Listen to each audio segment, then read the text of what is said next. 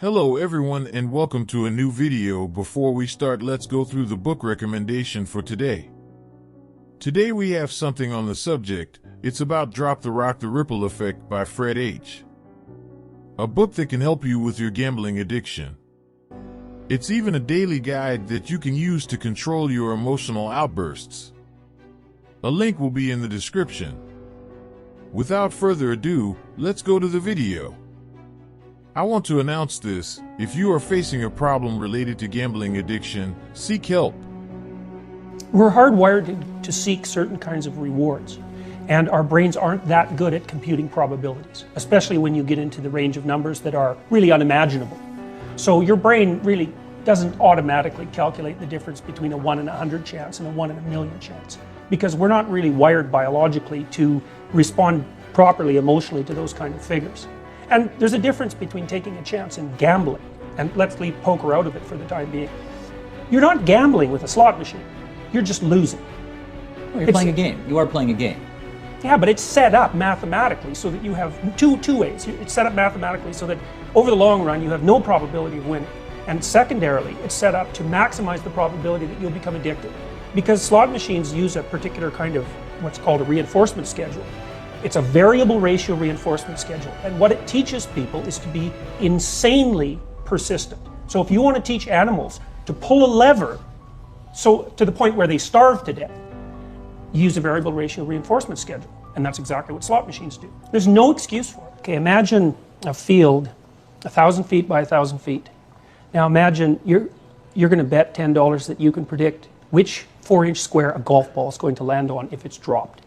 That's your odds of winning the lottery. Don't people know that? No, they can't. You can't know that. Like, it's not easy to know that, and it's for the reason I described earlier, is that big numbers aren't real. And it's because, like, most of the numbers we use are like between 1 in 100 or maybe 1 in 1,000. They know the odds are lousy, but they also know for $2 they can just sort of dream for 10 the brain, minutes. yeah, but that's the issue. That's exactly the issue, is that for your buck, you get a dopamine kick.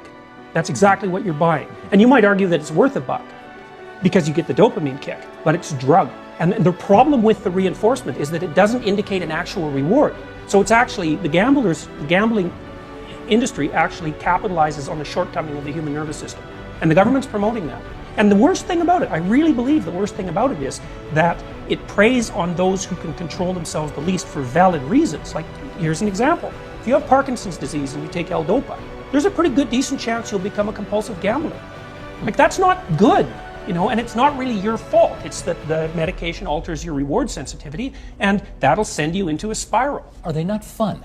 Fun, lots of things are fun. I mean, fun in itself is no mark of what's appropriate. There's also, if you're a bully, bullying people is fun. Cheating on your wife can be fun. Internet porn is obviously fun. Cocaine for sure is fun. But not advisable. Fun is not an indication that things are advisable. I mean, wouldn't that be lovely if everything that was fun was advisable?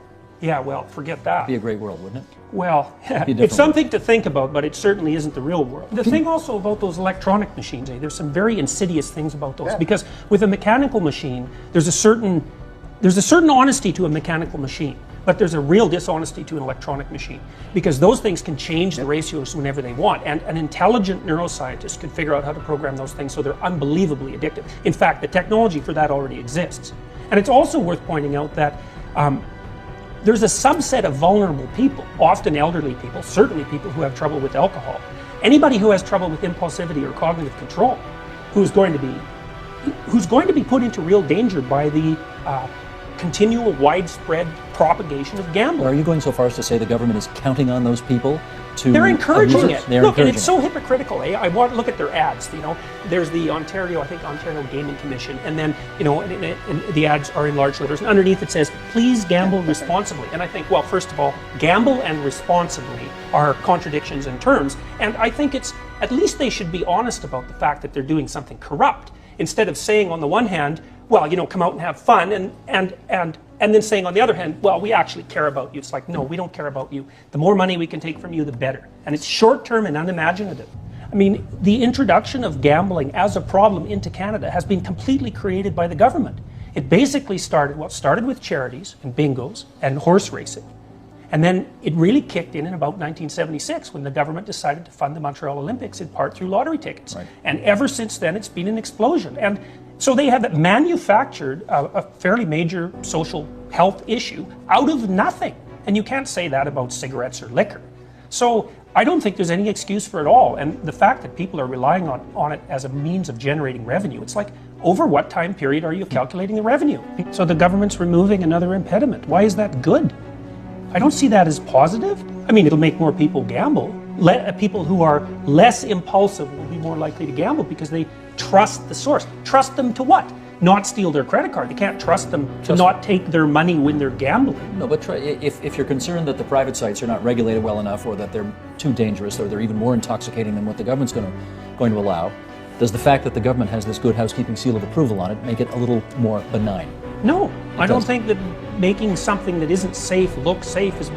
I'm also curious, just for the sake of argument, why doesn't the government get into porn distribution? You could certainly argue that it's less harmful. But I mean, no, so far, people don't think that's a very good idea. They do tax it, they do derive revenues from it. Right, but they don't run it. They don't run it. Right, but they can protect the women better than the private corporations would. And, you know, there's, like, it's no more or less addictive than gambling. It's a lot less expensive. So, like, why stop with gambling? We were funded by the Ontario Gambling Commission last year to run a study on gamblers, and we couldn't get permission from the bloody casinos to let us on the buses to interview the people who were going to the gambling. One of my graduate students and I. Yeah, so, you know, this is a good example of exactly that kind of hypocrisy. I don't think anybody was suggesting that people shouldn't be allowed to gamble. What the argument so far has been fundamentally that it isn't appropriate for the government to be particularly to be promoting it. And that's a completely different argument. It's not moral busybodiness at all.